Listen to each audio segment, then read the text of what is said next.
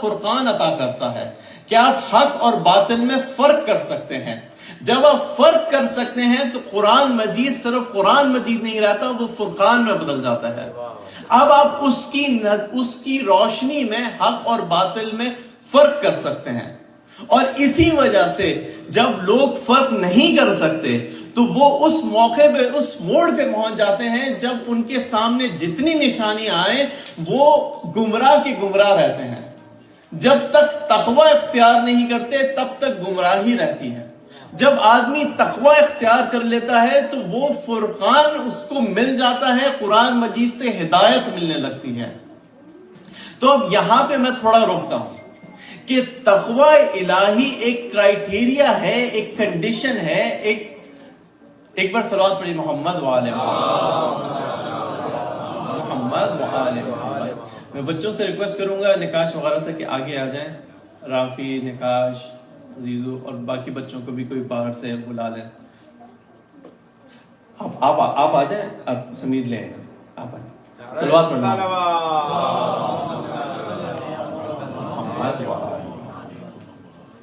تو اب یہاں پہ سوال جہاں سے روکی تھی بات کہ ہمیں فرقان حاصل کرنے کے لیے تقوی چاہیے.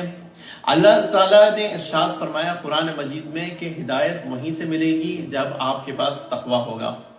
جب نشانیوں میں ذکر ہوتا ہے کہ ان دنوں میں جب وہ آوازیں آئیں گی, اس کے اندر ایک یہ آواز ہوگی کہ حق علی کے شیعوں کے ساتھ ہے.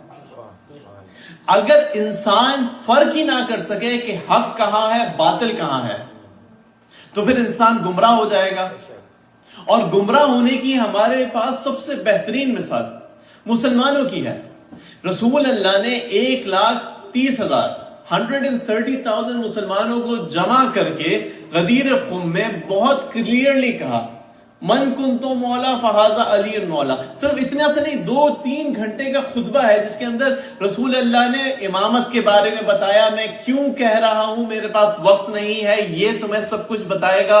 میرے پاس یہ تمہیں اس علوم سے آگاہ کرے گا جو میں نہیں کر سکتا, اور حلال و حرام کے بارے میں بتائے گا. پلس یہ واجب کیا کہ باپ کے اوپر لازم ہے کہ وہ بیٹے تک پہنچائے, شہر والے کے اوپر لازم ہے کہ وہ گاؤں والے تک پہنچائے جس میسج کو.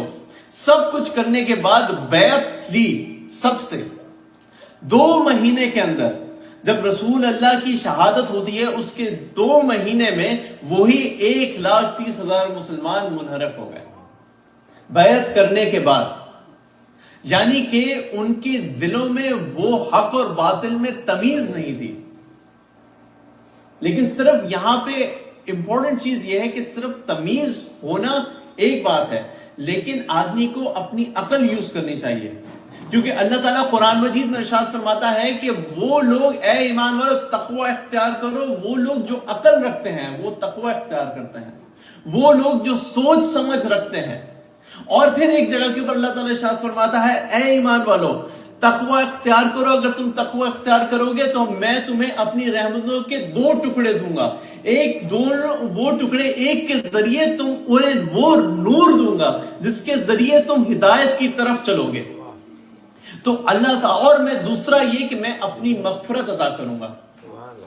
تو اللہ تعالیٰ نے جب یہ کہا کہ ہمیں اپنی عقل یوز کرنی چاہیے, اسی کے ذریعے تقوی ملتا ہے, اسی کے ذریعے حق اور باطل میں فرق پتہ چلتا ہے. اگر ہم اپنی عقل یوز نہیں کریں گے تو ہم ان مسلمانوں کی طریقے سے ہو سکتے ہیں جو کہ 1,30,000 امام علی کے بیعت کرنے کے بعد پیچھے پلٹ گئے. لیکن پلٹنے کا طریقہ بڑا انوکھا تھا. یہاں پہ ہمیں یہ سوچنا چاہیے, میں آپ لوگوں کو ایک جگہ کے اوپر لے کے آنا چاہ رہا ہوں جہاں پہ ہمارے اوپر بھی یہ ٹیسٹ آنے والا ہے اور کبھی بھی آ سکتا ہے, تو اس لیے ہم لوگوں کو تیار رہنا چاہیے. کس طریقے سے پلٹے؟ شیطان کے چند ایک طریقے ہیں. شیطان ایک طرف آتا ہے, کہتا ہے کہ تمہارے ساتھ ہوں میں, تم جا کے ان کو ختم کر دو. غزوہ بدر میں ہوا, آپ دیکھ رہے ہیں شیطان کس طریقے سے آج کل بھی آ رہا ہے کہ جاؤ ختم کر دو ان لوگوں کو. دوسرا شیطان یہ کرتا ہے کہ اچھا رسول اللہ نے تو ایک امیر بنا دیا, ایک امام بنا دیا, ایسا کرو تم اس کے مقابلے میں ایک اور بنا لو اور اس کی بیعت کر دیتے ہیں. سقیفہ میں جب شیطان اور سارے شیطانی قوتیں جمع ہوئی اور انہوں نے رسول اللہ کے مقابلے میں، رسول اللہ نے جو کہا تھا، وعدہ لیا تھا، اس کے مقابلے میں اپنا نائب چننا شروع کیا اور وہاں پہ آرگیومنٹس ہوئے. پھر ابو بکر کو چنا گیا اور وہاں پہ بھی لوگ مارے گئے اس سقیفہ کی جگہ کے اوپر. پھر جب پہلا بندہ آیا منبر کے اوپر جس نے ابو بکر کے ہاتھ کے اوپر بیعت کی، سلیم بن قیس کی روایت ہے کہ امام علی علیہ السلام نے حضرت سلمان فارسی سے پوچھا کہ کس نے پہلی بار بیعت کی. حضرت سلمان نے کہا کہ ایک بوڑھا شخص آیا تھا، ماتھے کے اوپر گڈھے کا نشان تھا، میں نے کبھی اسے دیکھا نہیں تھا. امام علی نے کہا تو یہ وہی شیطان تھا جو اس دن رویا تھا جس دن غدیر خم پہ ہماری بیعت کی تھی لوگوں نے، اور آج یہ بہت خوش تھا کہ اس نے لوگوں کو گمراہ کر دیا.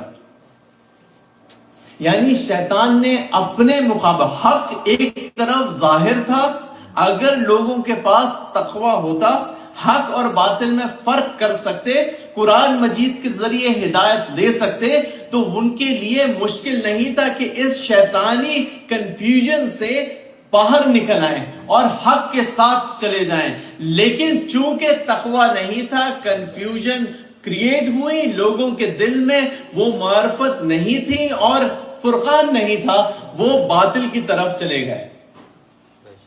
روایتوں میں ہے پانچویں امام سے کہ جب وہ آواز آئے گی کہ حق شیعان علی کے ساتھ ہے اور وہ پوری دنیا میں سنی جائے گی، تو اس کے چند گھنٹے کے بعد شیطان آواز دے گا کہ حق فلانا کے ساتھ ہے، اور اس کی وجہ سے اکثریت گمراہ ہو جائے گی. وہ ساری آواز سنیں گے، ان کے ذہن میں سب کچھ ہوگا کہ یہ ہونا تھا، یہی نشانی ہے، اور ایسی ہوگی جو کنفیوژن سے باہر ہوگی. پھر بھی لوگ کنفیوز ہو جائیں گے. اس لیے ہمارے اوپر لازم ہے، واجب ہے کہ اس وقت کے آنے سے پہلے اپنے آپ کو تیار کریں، اور بہترین طریقہ تیار کرنے کا اور تمام چیزوں کے ساتھ کہ ثابت قدم رہیں اور اپنے آپ کو تیار رکھیں، اپنی فیملی کو تیار رکھیں، تقوی الہی اختیار کریں. جب ہم تقوی الہی اختیار کریں گے، جس کا مطلب ہے، تقوی کا مطلب ہے کہ ہم ہر حالت میں اللہ تعالیٰ کو یاد رکھیں کہ اللہ تعالیٰ ہر وقت ہمیں دیکھ رہا ہے، چاہے اسکول میں ہو، چاہے بازار میں ہو، چاہے بزنس میں ہو. یاد رکھیں کہ وہ رب کائنات ہمیں دیکھ رہا ہے. اس کی وجہ سے اپنے آپ کو کنٹرول کریں، اور جیسے ہم وہ کنٹرول کریں گے، اللہ تعالیٰ نے وعدہ کیا ہے کہ تقوی کے ساتھ میں تمہیں بہت سے فوائد سے تو دنیاوی فوائد دوں گا، تمہارے رزق میں اضافہ کروں گا، تمہارے گناہ بخشوں گا، تمہیں ہدایت دوں گا، تمہیں فرقان ملے گی، تمہیں حق و باطل میں تمیز ملے گی، تمہیں عقل تمہاری اضافہ ہوگا، وغیرہ وغیرہ. اگر ہم اللہ تعالیٰ کو ہر وقت یاد رکھیں گے. اللہ اکبر.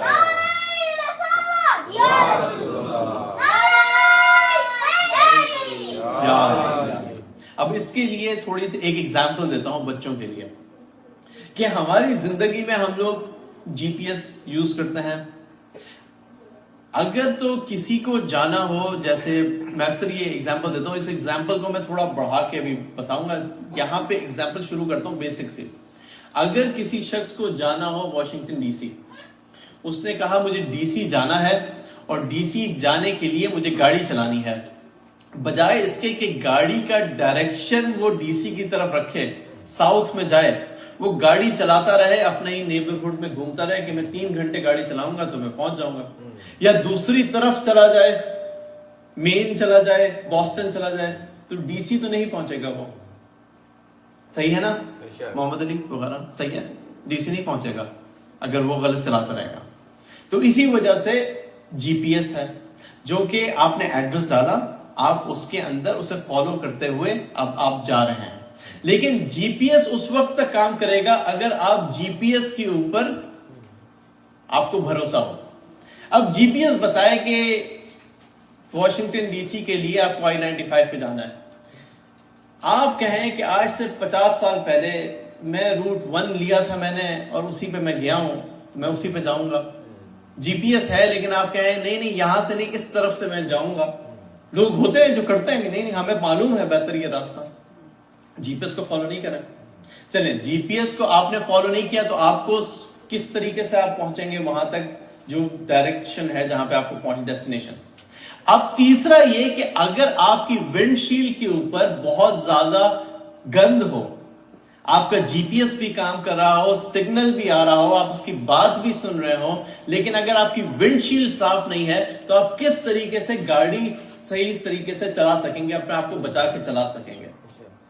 تو جو تقویٰ ہے وہ آپ کے دل کی ونڈ شیلڈ کو صاف کرتا ہے. جب آپ کے دل کی ونڈ شیلڈ صاف ہوگی تو آپ کو پتا ہوگا کہ یہاں پہ جب چلا تو رہے ہیں لیکن اگر کوئی آبسٹیکل آئے تو اس سے بچنا کیسے ہے. کیونکہ اگر آپ چلاتے گئے جی پی ایس کو فالو کرتے ہوئے اور سامنے پتھر آ گیا, پتھر میں ٹکرا گئے, گاڑی الٹ گئی, تو پھر آپ کہیں نہیں جا سکتے. تو آپ کو ونڈ شیلڈ کو صاف رکھنا ہے, میک شور کرنا ہے کہ آپ کے دل کی وہ فریکوینسی ہو کہ جو آپ کو جی پی ایس, پہلے آپ جی پی ایس کو میک شور کریں گے جی پی ایس آپ کا کنیکٹڈ ہے, یعنی کہ کسی غلط روایتوں سے کنیکٹڈ نہیں ہے, اہل بیت علیہ السلام کے ساتھ کنیکٹڈ ہے. ایک بار وہ کنیکٹڈ ہے اہل بیت علیہ السلام کے ساتھ, پھر آپ اس کے اوپر حق اور باطل میں آپ کے اوپر اتنا یقین ہو کہ جو انہوں نے کہا ہے وہی حق ہے, دوسری طرف باطل ہے. اب اگر جی پی ایس کہے کہ رائٹ جانا ہے تو اندھے ہو کے رائٹ جانا ہے, سوائے اس کے کہ آپ کے راستے میں جو ٹیکٹیکل چیزیں ہیں اس سے آپ کو بچنا ہے. وہ تقویٰ آپ کو ونڈ شیلڈ کلیئر کر کے بچاتا رہے گا. تو یعنی کہ اس کا مطلب یہ ہوا کہ اس گاڑی کو ڈیسٹینیشن تک پہنچنے کے لیے آپ کو پتا ہونا چاہیے کہ جی پی ایس آپ کا صحیح ہے. دوسرا یہ کہ آپ کو یقین ہونا چاہیے کہ حق کہاں ہے, باطل کس طرف ہے, ورنہ آپ کنفیوز رہیں گے. تیسرا یہ کہ آپ کی ونڈ شیلڈ صاف ہونی چاہیے جو کہ آپ کو تقویٰ سے ملے گی. ایک بار صلوات پڑھے محمد وآلہ.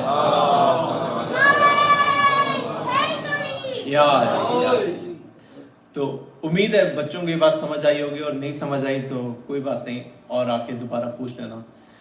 لیکن مقصد یہی ہے کہ ہم اپنے آپ کو تیار کریں تو تقویٰ کے ساتھ تیار کریں, کیونکہ اگر یہ نہیں تو پھر باقی چیزیں ساری پیچھے رہ جاتی ہیں. اگر یہ ہے تو دل میں خود بخود خیال آتا ہے کہ ابھی نماز نہیں پڑھی, وقت ہو گیا ہے نماز نہیں پڑھی ہے.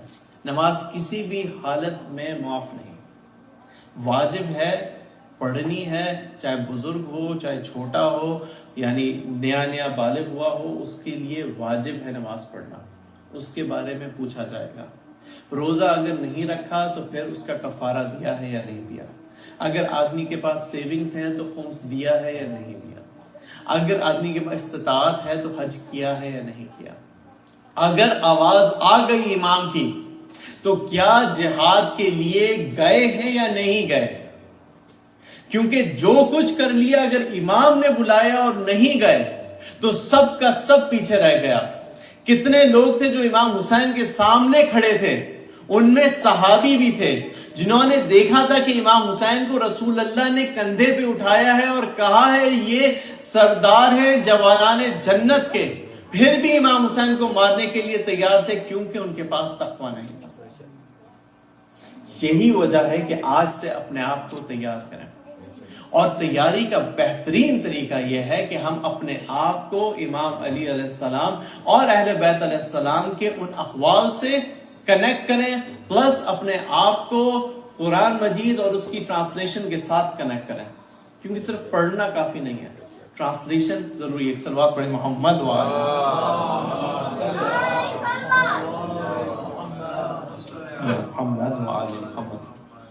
امام علی علیہ السلام نے جن خطبات کا میں ذکر کر رہا تھا, کیونکہ امام علی علیہ السلام کے القاب میں امیر المتقین ہے, امام المتقین ہے. امام علی علیہ السلام متقیوں کے امام ہیں, تو ہمارے لیے ضروری ہے کہ وہ اپنے اندر کوالٹیز پیدا کریں. خطبۃ البیان دیتے ہوئے امام علی علیہ السلام جب شروع کرتے ہیں خطبۃ البیان, اس کے اندر بڑی عجیب باتیں کرتے ہیں. ایک طرف امام کہتے ہیں کہ حمد ہے اس اللہ کی جس کے لیے کوئی اس کا ثانی نہیں. جس نے زمین و آسمان کو خلق کیا, جس نے ان بڑے بڑے پہاڑوں کو خلق کیا, جس نے اس خلق کو خلق کیا جب کوئی نشانی نہ تھی, وہ ہے جو سب کو رزق دیتا ہے, اسے کسی سے رزق نہیں چاہیے. وہ ہے کہ جس نے سب کو پیدا کیا بغیر کسی ڈیزائن کے. وہ ہے کہ جو اکیلا ہے, اس جیسا کوئی نہیں جانتا وہ کہاں ہے اور کیوں کر ہے.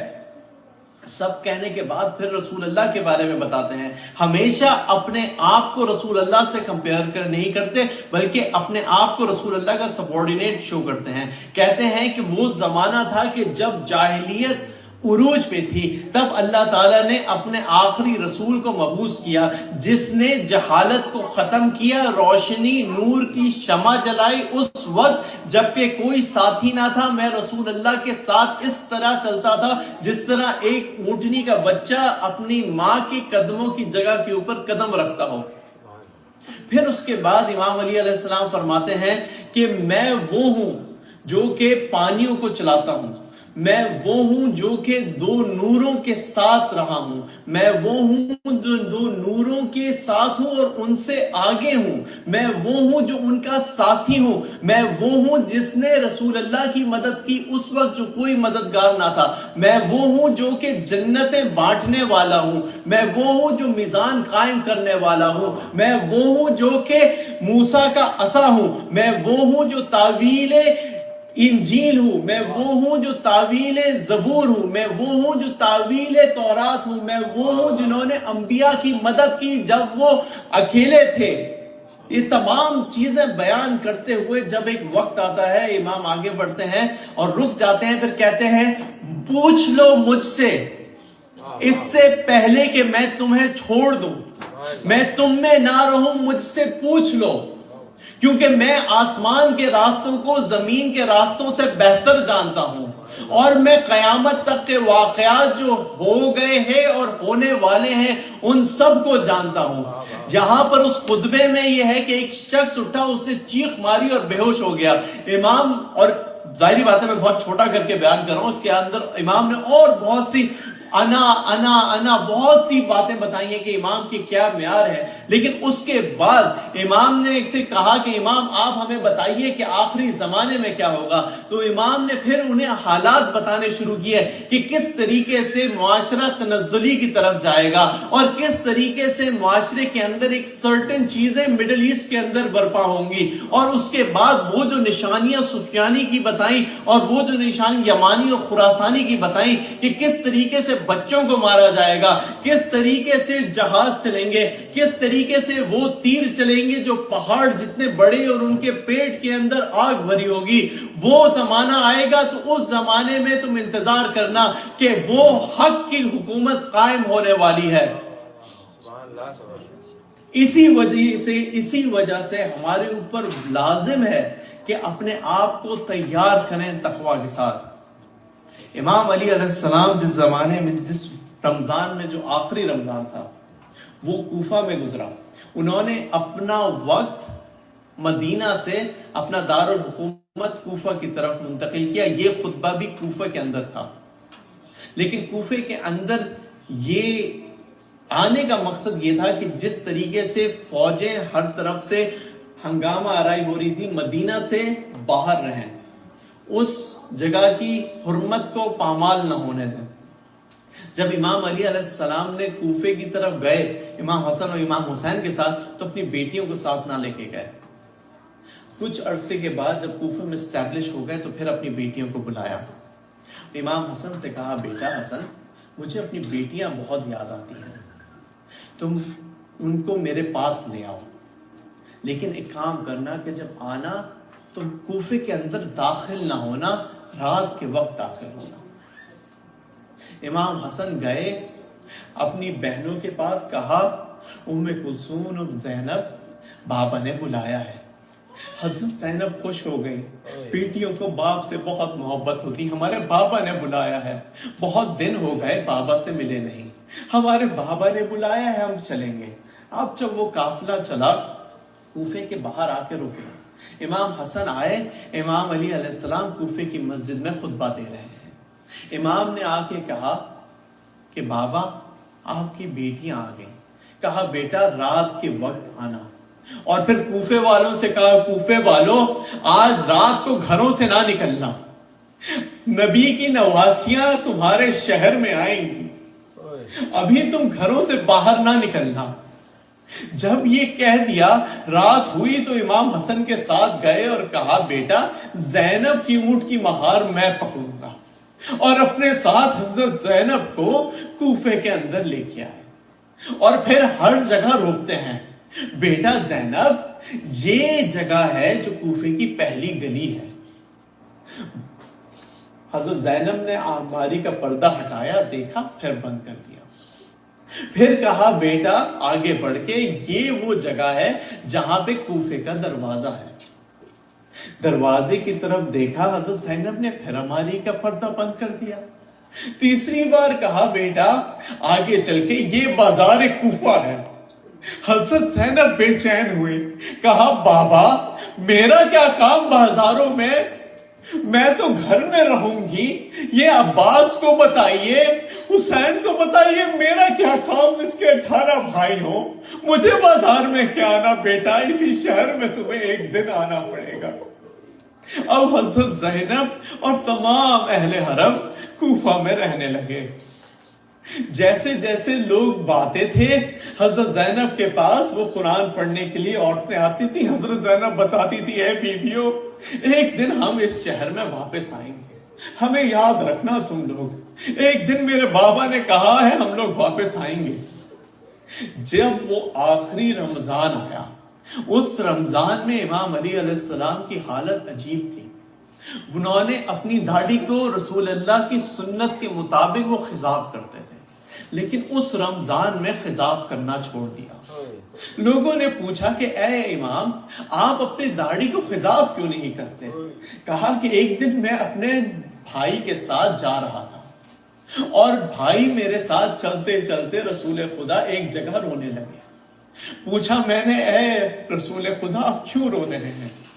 بھیا مجھے جبرائیل امین نے بتایا ہے کہ تمہارے اوپر جو ظلم ہوگا اور تمہارے اوپر ایک شقی میں سے شقی ترین انسان تمہارے سر پہ ضربت لگائے گا، جس کی وجہ سے تمہارے داڑھی کے بال تمہارے خون سے خضاب ہوں گے، اور یہ وہی مہینہ ہے جو مہینے کی نشانیاں رسول اللہ نے بتائی تھی۔ مجھے یقین ہے کہ نشانیاں آ گئی ہیں، سچے نے کہا ہے پورا ہونے والا ہے، یہ وہی مہینہ ہے، اب میں اپنے داڑھی کے بال خضاب نہیں کروں گا۔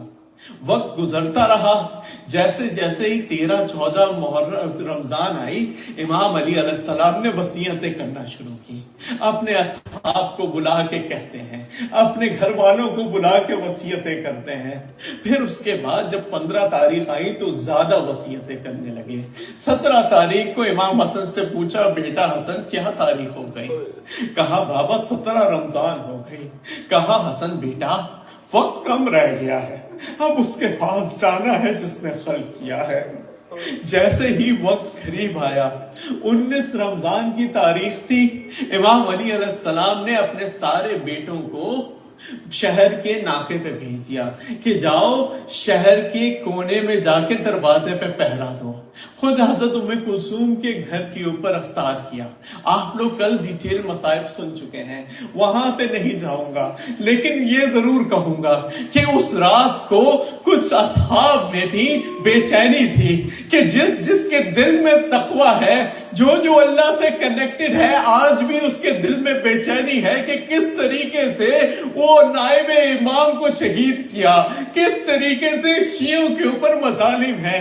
اس وقت امام موجود تھے، شیعوں میں بے چینی تھی۔ کچھ اس رات کو آواز آئی تلواروں کے چھنکانے کی اور گھوڑوں کی۔ پوچھا حضرت ام کلثوم نے باہر کچھ آوازیں آتی ہیں، اب امام علی گھر کے باہر نکلے، کہا دیکھا کہ کوئی ہیں چند لوگ جو تلواریں ہاتھوں میں اٹھائے گھوڑوں کے اوپر گھر کے اطراف میں گھوم رہے ہیں۔ بلایا تم کون ہو؟ ادھر سے حذیفہ نے آواز دی، اے امیر میں حذیفہ، آپ کا شیعہ۔ حذیفہ ادھر آؤ، تم یہاں پہ کیوں ہو؟ امیر مجھے معلوم ہے آپ مہینے کے شروع سے کہہ رہے ہیں کہ یہ وہی مہینہ ہے جس کے بارے میں میرے بھائی نے مجھے بتایا تھا. یہ کیسے ہو سکتا ہے کہ ہم زندہ ہوں اور آپ کو کچھ ہو جائے؟ ہم یہیں پہ ساری رات رہیں گے. ماحول خراب ہے، دشمن چاروں طرف ہے، ہم آپ کے ساتھ رہیں گے، آپ کے اوپر آنچ نہ آنے دیں گے. روایت ہے حذیفہ کو بلا کے گلے سے لگایا اور کہا حذیفہ کیا میں تمہارا امام نہیں ہوں؟ کیا میں تمہارا امام نہیں ہوں؟ حذیفہ نے کہا بے شک آپ میرے امام ہیں. تو حذیفہ میں حکم دیتا ہوں تم چلے جاؤ، اس رب کے حوالے کر کے چلے جاؤ جس نے تمہیں اور مجھے پیدا کیا ہے. حذیفہ کہتے ہیں کہ اب میں واپس جا رہا ہوں لیکن دل میں خیال آ رہا ہے کہیں یہ وہی رات نہ ہو جس کے بارے میں میرے امیر مجھے بتاتے رہے ہیں. آنکھوں میں آنسو ہیں اور دیکھتے ہیں امام کی طرف اور وہ کہتے ہیں آخری دفعہ جب امام نے مجھے خداحافظ کہا میں بھول نہیں سکتا. اس کے بعد میں گھر آیا، میری بیوی نے کہا تم تو نکلے تھے امام کو بچانے کے لیے، تم واپس کیوں آ گئے؟ کہا وہ امیر المومنین ہے، وہ شیر خدا ہے، اسے میری کیا ضرورت، وہ خود دشمنوں سے نپٹ سکتے ہیں. وہاں پہ آئے اور پھر کہتے ہیں تھوڑی دیر کے لیے آنکھ نیند آ گئی. تھوڑی دیر کے بعد بیوی نے اٹھایا حذیفہ یہ کیسی آواز آ رہی ہے، یہ کیسی آندیاں چل رہی ہیں؟ آواز آ رہی تھی کہ ارکان خدا مسمار ہو گئے، امام کو شہید کر دیا گیا. جیسے ہی حذیفہ نے یہ آواز سنی وہ نکلے دوڑے اپنی مسجد کی طرف. وہاں دیکھا کہ امام کا سر امام حسن کے زانو پہ ہے اور امام کو دیکھ کے امام رو رہے ہیں. امام نے کہا اے حسن بیٹا نماز فجر ختم کرواؤ اور نس قائم کر دی امام کی امامت کی. پھر نماز کے بعد مٹی اٹھائی اور اپنے سر پہ ڈالی، اس شگافتہ سر پہ ڈالی اور کہا کہ ہم اسی مٹی سے بنے ہیں، اسی مٹی میں جانے والے ہیں، اسی مٹی سے تمہارا اٹھائے جائیں گے. کہا اے رب کعبہ گواہ رہنا کہ میں نے تیری عبادت میں کوتاہی نہیں کی. کہا کہ رب کعبہ کی قسم علی کامیاب ہو گیا. فزت ورب الکعبہ. پھر انہیں غشی آ جاتی ہے. جیسے ہی غشی آتی ہے امام حسن علیہ السلام زانو میں ان کا سر رکھ کے رونے لگتے ہیں. جیسے ہی روتے ہیں پاؤں کو پکڑ کے امام حسین روتے ہیں. باقی بیٹے چاروں طرف کھڑے ہیں. امام حسن کے آنسو گرتے ہیں امام علی کے چہرے پہ. عجیب گھر ہے یہ اہل بیت علیہ السلام کا کہ جس کے اندر آنسوؤں سے جگایا جاتا ہے. جب رسول اللہ دنیا سے جا رہے تھے اس آخری غشی میں حضرت فاطمہ زہرا کے آنسو گرے. جب کوئی گھر دروازے میں دستک دیتا تھا کہ دروازہ کھولیے رسول اللہ کے آنسو گرے. اس وقت انہوں نے آنکھیں کھولی کہ اے بیٹا اس نے کبھی کسی سے پرمیشن نہیں مانگی، صرف تمہارا دروازہ ہے. دوسرا پھر اس وقت جب امام حسن اور حضرت قاسم روتے روتے گلے لگ کے روتے روتے بے ہوش ہو گئے. حضرت زینب کے آنسو گرے، پانی نہیں تھا کہ چھینٹے مارتے. اس وقت امام حسن امام حسین کو ہوش آیا. جب وقت گزر گیا امام علی علیہ السلام کو گلیب میں رکھا گیا اور گلیب کو ایک جنازے کی طرح لے جایا جا رہا ہے. اب وہاں پہ ایک آواز آئی کہ جلدی چلیے کہیں بیٹیاں گھر سے باہر نہ نکل آئے. اب میں آپ کو کہوں گا حضرت زینب ابھی نکلنے کا وقت نہیں ہے، ابھی آپ کے 18 بھائی موجود ہیں، ابھی آپ کے بابا گھر پہ آئیں گے. اس وقت نکلیے گا جب آپ کے بھائی کے سر میں بالوں کو پکڑ کر شبر خنجر نکال کر ذبح کر رہا ہو اور آپ ان کو بچانے کے لیے گھر سے نکلے. سیعلم الذین ظلموا ای منقلب ینقلبون. یا اللہ بحق محمد وعلی و فاطمہ والحسن والحسین اپنے حجت کی ظہور میں تعجیل فرما. اے اللہ ان مجاہدوں کو جو تیری خاطر لڑ رہے ہیں اور حق کی خاطر لڑ رہے ہیں اور اپنا سب کچھ دینے کو تیار ہیں، ان کے اوپر اپنی رحمت نازل فرما اور ان کو ثابت قدم رکھ اور ان کو اس راستے کی طرف لے جا جو کہ تیرے حجت آخر الزمان امام مہدی کے ظہور کی طرف لے کے جاتا ہے۔ رب اغفر لی ولوالدی ولمن دخل بیتی مؤمن وللمؤمنین والمؤمنات ولا تزد الظالمین الا تبارا۔ ماتم ہے۔